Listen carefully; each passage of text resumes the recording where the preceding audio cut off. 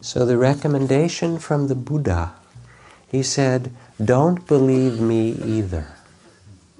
Believe no one. It is natural and wise to doubt.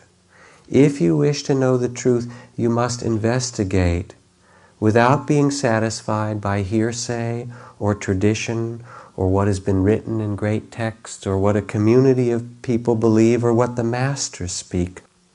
Look in yourselves, and when you see these practices lead to greater loving kindness and honesty and compassion and awareness, follow them.